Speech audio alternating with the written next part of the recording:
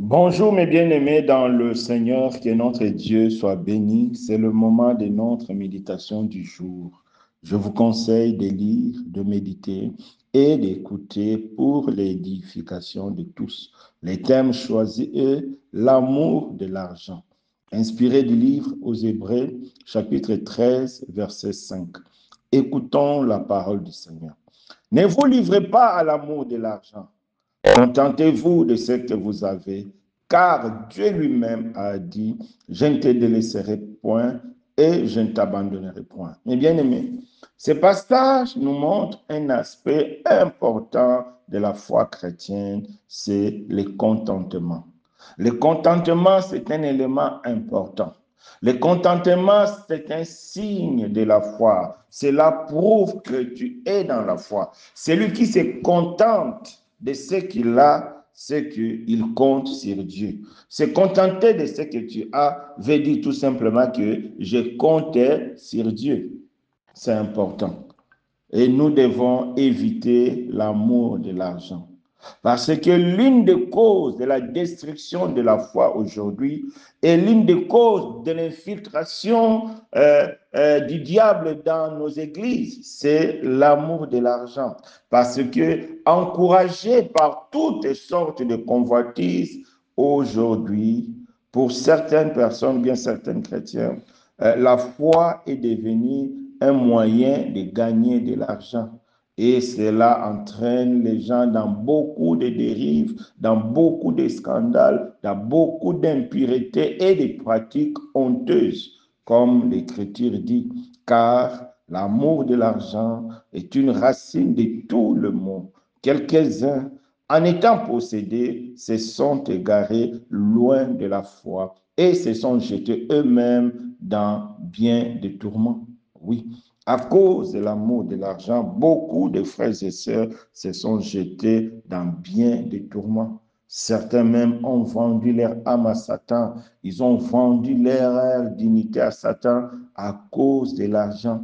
D'autres sont devenus des escrocs, des fraudeurs, des manipulateurs, tout simplement pour avoir de l'argent.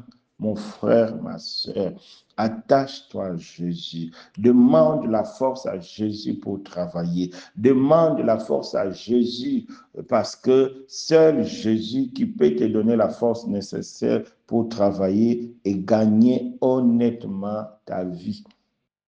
Ce n'est pas la peine de se lancer dans des pratiques honteuses, dans des pratiques douteuses et dans le péché pour gagner de l'argent. Ce n'est pas bien. L'amour de l'argent, c'est vraiment la racine de beaucoup de maux. C'est la cupidité, c'est de l'idolâtrie. Même dans certaines églises aujourd'hui, on voit le demande de l'argent ont pris le dessus sur tout. Demande de l'argent pour ceci, demande de l'argent pour cela, donne ta dîme, Dieu va te bénir, donne ton offrande, Dieu va te bénir, donne ceci, Dieu va te bénir. Donc, ça dit, tout est lié à l'argent. Ça, c'est de l'escroquerie. Nulle part dans la Bible, c'est-à-dire nulle part dans l'Église, dans le Nouveau Testament, tu trouveras de telles demandes. Donner l'argent pour être béni, donner l'argent pour être visité. Même certaines visites pastorales, il faut payer. Ça, c'est de l'escroquerie. Voilà là où amène l'amour de l'argent. C'est Satan maintenant qui est entré dans l'église et Satan a transformé certaines églises à des entreprises privées, à des entreprises personnelles. Là où on ne fait que demander de l'argent, là où on ne fait que parler de l'argent. Non, l'Église est là pour nous donner la foi. L'Église est là pour nous présenter Jésus. Si Dieu nous réunit, c'est à cause de Jésus. Si Dieu nous réunit, c'est pour que nous soyons autour de Jésus. C'est important. C'est autour de Jésus que nous aurons la parole de vie. C'est autour de Jésus-Christ que nous aurons la foi. C'est important, mes bien-aimés. Nous devons laisser, nous devons abandonner, nous devons quitter l'amour de l'argent. C'est la cupidité. C'est vraiment une idolâtrie qui nous éloigne de Dieu. C'est vraiment une idolâtrie qui prouve que nous manquons la foi. Répentons-nous. L'œuvre de Dieu et la vie chrétienne ne se reposent que sur la foi, ni sur l'or, ni sur l'argent, mais sur Jésus seul. Attachons-nous à Jésus seul, rien que Jésus seul. Tu as besoin de quelque chose, prie Dieu, il te donnera. Ton travail ne marche pas, tes affaires ne donnent rien, tu es au chômage, rien ne marche dans ta vie. Il ne faut pas suivre ce que les hommes disent parce que tu n'as pas donné ta dîme, parce que tu n'as pas sémé, parce que tu n'as pas fait ceci. Non, c'est faux. Dieu t'appelle à vivre par la foi. Les choses ne marchent pas. Entre dans ta chambre, fléchis les genoux. C'est Dieu qui a la capacité d'ouvrir les portes. C'est Dieu qui a la capacité de te donner ce que même aucun homme ne peut te donner.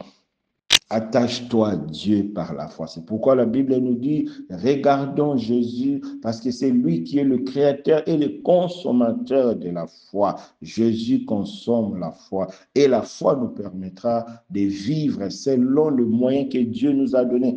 Je n'ai pas dit que Dieu est pour la pauvreté, non, je n'ai pas dit ça. Mais par la foi, Dieu nous donnera un travail décent. Par la foi, Dieu nous donnera de quoi vivre. Nous ne soyons pas dans la course de l'argent. Ne soyons pas, nous ne courons pas derrière de l'argent. C'est de l'idolâtrie et cela détruira notre foi.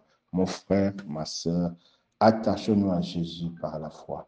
Méditation suggérée, Actes chapitre 5, versets 1 à 11. Bonne journée dans la grâce. Amen.